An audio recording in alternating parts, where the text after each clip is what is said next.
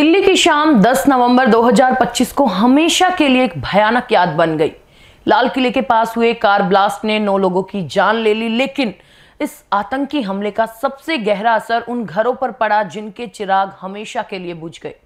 कोई दवा की थैली लेकर घर लौट रहा था तो कोई कैंसर पीड़ित मां का इकलौता सहारा था। आज हम आपको उन बेबस परिवारों की दर्द भरी कहानियां दिखाएंगे जिनके अपनों का साथ इस एक धमाके ने हमेशा के लिए छीन लिया। तो बने रहिए वीडियो के अंत तक। नमस्कार, आप देख रहे हैं हरिभूमि टीवी।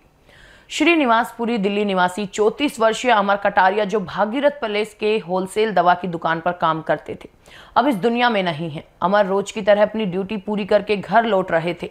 उनके हाथ में दवाइयों की थैली थी और मन में परिवार के लिए भविष्य की योजनाएं थी।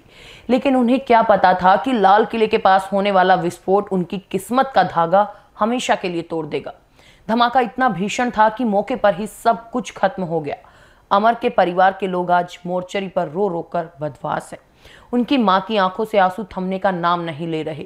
पड़ोसी बताते हैं कि अमर सिर्फ अपने घर के लिए ही नहीं बल्कि पूरे मोहल्ले के लिए मददगार थे।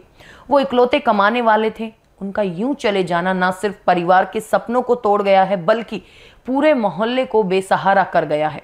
उनके घर में आज सिर्फ अमर की यादें हैं और दवा की वो थैली बची है जो वो अपने हाथ में लेकर लौट रहे थे। यूपी के अमरोहा जिले के हसनपुर क्षेत्र के मंगरोला गांव के 34 वर्षीय अशोक कुमार की कहानी भी इसी तरह दर्द से भरी है।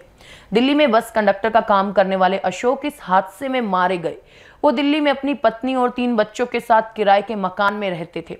अशोक पर 2 परिवारों की जिम्मेदारी थी। पिता का देहांत कई साल पहले हो चुका था और गांव में अकेली रह रही बूढ़ी मां के लिए हर महीने पैसे भेजने का जिम्मा अशोक का ही था। अशोक ना सिर्फ अपने घर बल्कि अपनी बहन और उनके परिवार की भी मदद करते थे।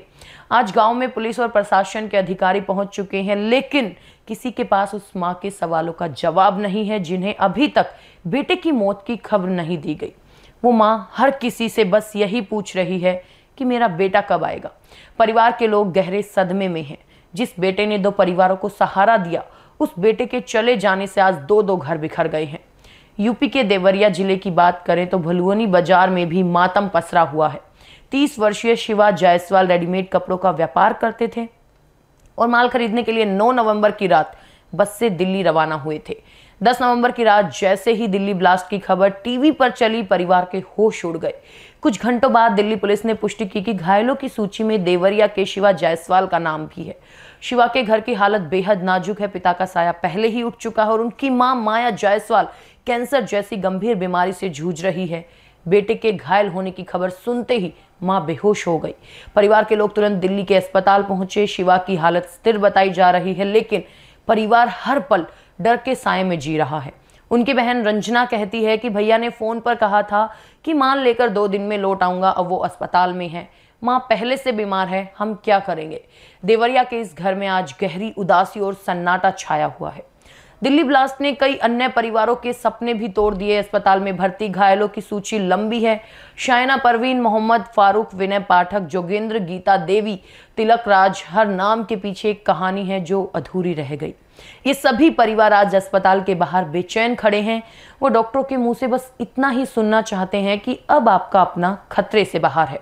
इस एक पल के आतंकी हमले ने कई घरों की उम्मीदें और उनके सहारे तोड़ दिए, जिससे कई परिवार बेसहारा हो गए और उनके आंसू थम नहीं रहे।